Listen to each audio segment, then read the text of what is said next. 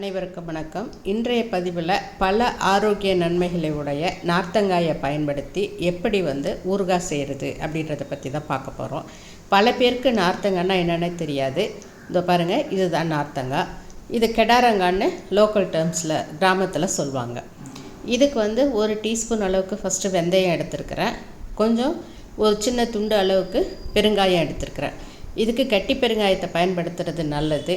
உங்கள்கிட்ட இல்லை தூள் பெருங்காயம் தான் இருக்குன்னா அதை கூட பயன்படுத்திக்கலாம், தப்பு இல்லை.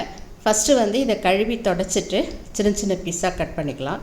அடியில் ஒரு பிளேட்டை வச்சு கட் பண்ணுறது நல்லது, ஏன்னா நிறைய ஜூஸ் வரும். அதுக்காக எனக்கு அருவாள் மனையில் கட் பண்ணுறதா பழக்கன்றதால நான் இப்படி கட் பண்ணுறேன். நீங்கள் கத்தி வச்சு கூட கட் பண்ணிக்கலாம். பாருங்கள், இந்த மாதிரி ஸ்லைஸாக கட் பண்ணும் பொழுது அந்த விதைகள் நல்லா ஈஸியாக எடுக்கிறதுக்கு வரும்.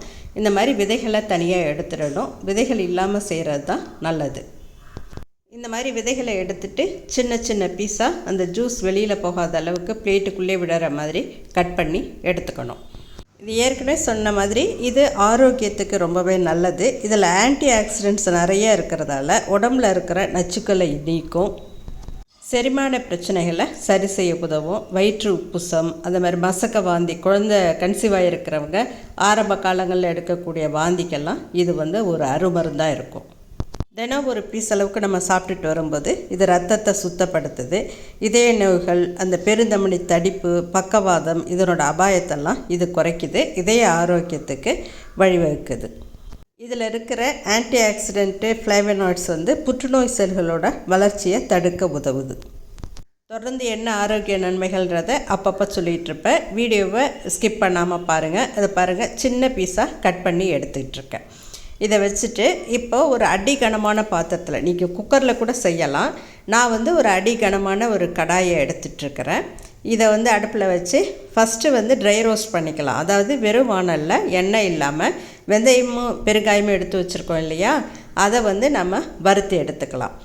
இப்போ வானல் சூடானதும் இதை சிம்மில் வச்சுட்டு இல்லைனா மிதமான தீயில் வச்சு வறுத்து எடுத்துக்கணும். அப்போ தான் கருகிடாமல் இருக்கும். இப்போ நான் வெந்தயத்தை ஃபஸ்ட்டு வெந்தயமும் பெருங்காயமும் சேர்த்து வறுத்து எடுத்துக்கிறேன். சிறுநீரக கற்களால் அவதிப்படுறவங்க அந்த கற்கள் கரைஞ்சி வெளியேறதுக்கு இந்த நார்த்தங்காய் உதவுது. அதே மாதிரி கை கால் மூட்டு வலி இதெல்லாம் நாளடைவில் தினம் குணமாகும். இது தினம் ஒரு பீஸ் எடுத்துக்கிறது இந்த ஆரோக்கிய நன்மைகளெல்லாம் நமக்கு கொடுக்கும்.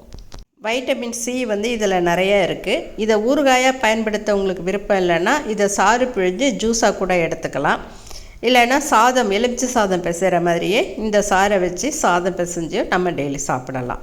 இந்த மாதிரி ஊறுகாய் செஞ்சு வைக்கும் பொழுது சீசன் டைமில் கிடைக்கக்கூடிய இந்த நார்த்தங்காயை வருடம் முழுவதும் நம்ம பயன்படுத்த முடியும். அப்படின்றது தான் இதில் உள்ள ஒரு சிறப்பு. அதே மாதிரி இது வயிற்று புண்களையும் ஆற்றக்கூடிய தன்மை உடையது. இப்போது வெந்தயமும் இதுவும் நல்லா வறுபட்டு போச்சு. பாருங்கள், ஒரு சின்ன பிளேட்டில் நான் மாற்றி எடுத்துட்ருக்கேன்.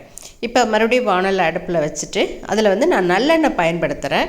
ஒரு 4 ஸ்பூன் அளவுக்கு நல்லெண்ணெய் விட்டுருக்கேன். நல்லெண்ணெய் நீங்கள் உங்களுக்கு அதிகம் தேவைப்பட்டதுன்னா நிறைய கூட விட்டுக்கலாம், அதனால் எந்த தவறும் இல்லை.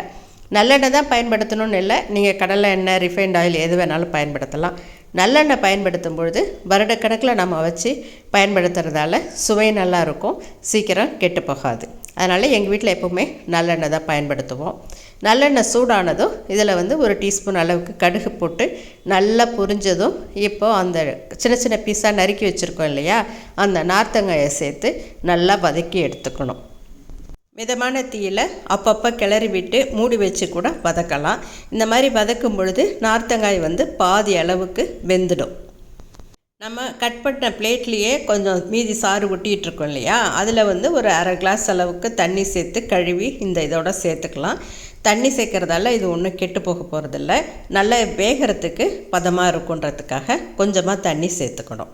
அந்த ஜூஸ் கொஞ்சம் கொஞ்சமாக சூடு ஏற ஏற வெளி நல்லா வதங்க ஆரம்பிக்கும். மிதமான தீயில் வதக்கிறது ரொம்ப முக்கியம். இதை மூடி போட்டு நம்ம கொஞ்சம் வேக வச்சு கூட எடுத்துக்கலாம். பாருங்கள், இப்போ நான் கட் பண்ண பிளேட்லேயே அந்த சாறு, எஞ்சின சாறு கழுவி இப்போ இதோட சேர்த்துக்கிறேன். சேர்த்துட்டு இப்போ நல்லா இதை வதக்கி வேக வைக்கிறேன். பாதி அளவு வெந்த பிறகு உங்களுடைய காரத்துக்கு தகுந்த மாதிரி நீங்கள் இதில் மிளகாய் சேர்க்கணும். நான் ஒரு 1/4 டீஸ்பூன் அளவுக்கு மஞ்சளும் ஒரு 3 டீஸ்பூன் அளவுக்கு தனி மிளகாய் தூளும் சேர்த்துருக்குறேன். காஷ்மீரி மிளகாய்த்தூள் வந்து ஒரு அரை டீஸ்பூன் அளவுக்கு சேர்க்குறேன். அது எதுக்காகன்னா நல்ல கலரை கொடுக்கும் ஊறுகாய்க்கு. தேவையான அளவு உப்பை சேர்த்துக்கணும். இதை பாருங்கள், இப்போ பாதி அளவு மூடி போட்டு பாதி அளவு வெந்திருக்கு. இந்த வெந்த பிறகு இப்போ நான் மிளகாய்த்தூள், மஞ்சள் தூள், உப்பு சேர்த்துக்கிறேன். இந்த எல்லாமே வந்து மிளகாய் வந்து உங்கள் காரத்துக்கு தகுந்த மாதிரி நீங்கள் கூட ஒரு ஸ்பூன் கூட சேர்த்து போடலாம். அதே மாதிரி உப்பு வந்து நான் வந்து என்னோடய பதத்துக்கு தகுந்த மாதிரி நான் போட்டிருக்கேன். ரொம்ப அதிகமாக உப்பு போடணும்னு அவசியம் இல்லை. இதுக்கு வந்து கிட்டத்தட்ட ஒரு 4 ஸ்பூன் அளவுக்கு நான் உப்பு சேர்த்துருக்குறேன். இதை நல்லா மறுபடி கலந்து கிளறி விட்டு கட்டிப்படக்கூடாது. அதனால் சிம்மில் வச்சே இந்த பொருட்களெல்லாம் சேர்த்து நான் வதக்கிறேன். நல்லா கலந்து விட்டு சிம்மில் வச்சே மறுபடியும் கொஞ்சம் மூடி போட்டு வேக வைக்கிறேன். இப்போ நான் வந்து இது வாணலில் பண்ணுறதால இது தனியாக இந்த மாதிரி சேர்த்து வதக்கிறேன். இப்போ நீங்கள் குக்கரில் பண்ணுறதா இருந்தால் ஒரு விசில் அளவுக்கு விட்டிங்கனாலே போதும். குக்கரில் இது எல்லா பொருளையும் சேர்த்து நல்லா வதக்கிட்டு அதுக்கு பிறகு மூடி போட்டு ஒரு விசில் மட்டும் வச்சு எடுத்தாலே இது நல்லா வெந்திருக்கும். அதுக்கு பிறகு நம்ம நடத்தி வச்சுருக்கிற இந்த பொருட்களை சேர்க்கலாம். வெந்தயமும் நம்ம பெருங்காயமும் வறுத்து வச்சுருந்தோம் இல்லையா, அதை பொடி பண்ணி இதோட சேர்த்துடலாம். சேர்த்துட்டு நல்லா கிளறி இதை வேக வைக்கணும். நல்லா வேகணுன்றது தான் ரொம்ப முக்கியம். குக்கரில் ஒரு விசில் வச்சு எடுத்த பிறகு இந்த நம்ம பொடிச்சு வச்சுருக்க பொடியை சேர்த்து கிளறலாம். இது 3/4 பதத்துக்கு மேலே வெந்த பிறகு நல்லா செக் பண்ணிக்கோங்க. உப்பு காரம் பதமாக இருக்கா அப்படின்றத பார்த்துக்கோங்க. இல்லைன்னா இந்த ஸ்டேஜ்லேயே கொஞ்சம் தேவைப்படுற அளவுக்கு சேர்த்து மறுபடியும் கிளறலாம். வெந்ததும் உங்களுக்கு தேவைப்பட்டால் 2 டீஸ்பூன் அளவுக்கு நீங்கள் இதில் நல்லெண்ணெய் மேலே சேர்க்கலாம். அப்படி இல்லைன்னா தேவையில்லை, இது ஆப்ஷனல் தான். இந்த பதத்தில் எண்ணெய் சேர்க்குறது. நல்லா வெந்த பிறகு ஒரு சின்ன துண்டு அளவுக்கு நான் வந்து வெல்லம் சேர்க்குறேன். இதில் ஒயிட் சுகர் கூட சேர்க்கலாம், வெல்லத்தூள் நாட்டு சர்க்கரை கூட சேர்க்கலாம். நான் இதில் வெல்லம் சேர்த்து கிளறேன். இது வந்து சுவையை வந்து நமக்கு கூட்டி கொடுக்கும் அப்படின்றதால.